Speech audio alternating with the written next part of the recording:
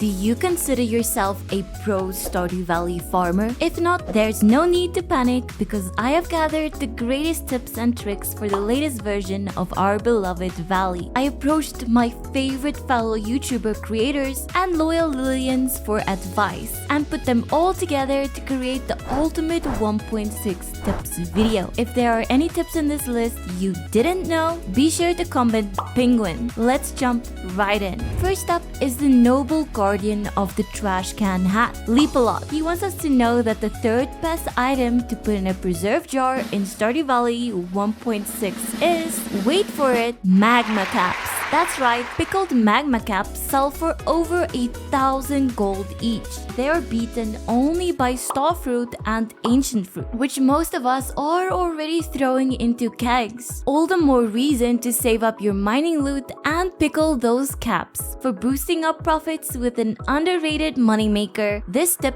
gets a 9 out of 10. The next tip comes from one of my favorite creators, Emmalution. If you haven't seen her Terraria playthrough yet, I would highly recommend checking it out. She grants us the forbidden knowledge of a Terraria Easter egg, where you can throw an ancient doll into the water of the mines on floor 100. Strangely enough, this doesn't work by just dropping the doll out of your inventory. You have to actually hold the doll above your head and interact with the water. I'd recommend checking out this one for yourself as well. RIP Ancient Doll. Another great tip from Emma points out how underrated trash can upgrades are. You might be tempted to go for your tools first, but be sure not to neglect your trash. Once you start unlocking trinkets, the skull caverns can give so much more gold for the smart recycler, and you will have enough backpack space for more items like magma caps. As a fellow loot goblin and secrets enjoyer, I give these tips an 8 out of 10. Next up is TikTok sensation with a whole bunch of pro inventory management tips. Instead of upgrading the trash can to deal with your trinkets, you can sell them to the Adventurers Guild instead for quick profits. Also, be sure to attend the new Desert Festival naked to save space for Emily's outfit swap. How efficient! Lastly, you can place a big chest right over a full little chest for a quick and painless size upgrade. These tips are all just amazing, so that's gotta be our first 10 out of 10. The fun-loving Shawnee Dew blessed us with a good tip for all you mid-maxers out there. When you're thinking of saving up for your first shed, it's a good idea to fully upgrade your first cabin. Besides the extra interior decorating space, a fully upgraded cabin is far more beneficial than a shed, since it takes up less space on the outside but has more space on the inside. For optimizing your farm building progression, this one gets a resounding 8 out of 10. Need some more tips? Lummi's got us. Her pro tip is to buy the animal catalog from Marnie as soon as you possibly can, since this lets you access her shop while she's away. I have raged way too much at Marnie over the years, and it's the perfect item for an animal farm in the Meadowlands. So this one gets a 12 out of 10. Lummi gave us her best pro tip as well, which is to marry the mean girl of the valley and buy her portrait from the traveling cart lady. Stop trying to make Haley happen, Lummi. It's never gonna happen. As a side tip, Lummi reminds us to place raisins in the Junimo hut for the chance of a double harvest. My 1.6 farm is already covered in crops, so I'll definitely be using this one ASAP.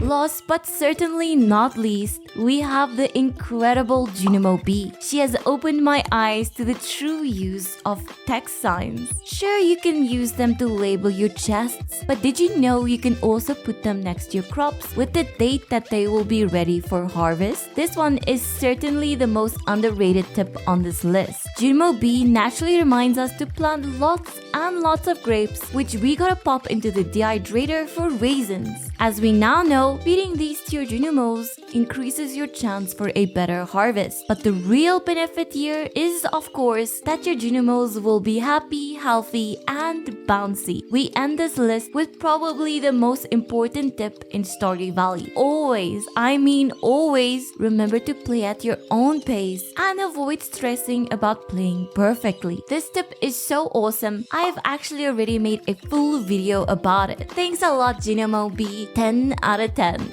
I decided to sort the rest of the tips into 3 categories: fish, farm, and storage. Stick around till the end for the best tip of all. Fish are the first category up. These tips will help you realize that properly preparing for a day of fishing is so much more than just clearing your inventory. Once you unlock the bait maker, carry one with you when you are looking for a specific rare fish. Once you hook one, reel it in and toss it into the bait maker. These are great for befriending Pierre since he loves those hard to catch squids so much. It also works really well for special fishing requests, which you'll get from Demetrius and Willie every now and then. Along with the bait maker, you can also bring your fish smoker and a stack of coal to your favorite fishing spot. This can save you a lot of time, and you can even go back for the smoker later if your inventory gets too full. Fish ponds are still super underrated. Use your fishing rod to harvest a fish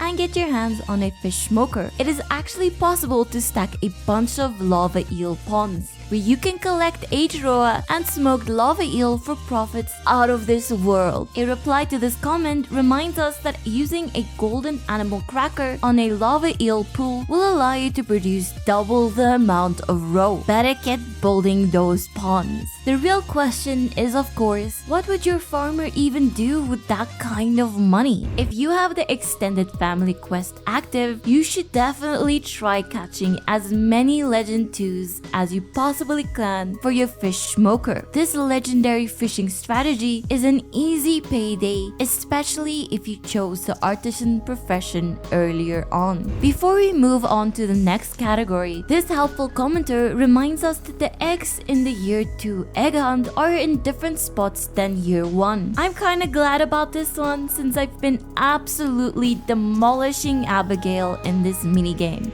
We all know Stardew Valley has a crazy amount of collectible items, so I thought we might run through a few great tips for keeping control of your ever-expanding loot. In a previous decorating episode, I realized the incredible value of chests next to a workbench. With the introduction of bigger chests in 1.6, it goes without saying that big chests with a workbench are an absolute life changer. When you find your first mystery box, you might be tempted to run straight to Clint to see what's inside. Well, if you stack up your boxes until you've completed the 6th raccoon quest, you'll be able to swap 3 mystery boxes for a golden box and 20 boxes for a magic rock candy. The people have spoken, and they say jumping into the mines and killing monsters with some monster moths and a burglar ring is the best way to collect mystery boxes, especially so on floors 20 to 30 and 60 to 70. I'm really happy that magic rock candy is a little easier to obtain. So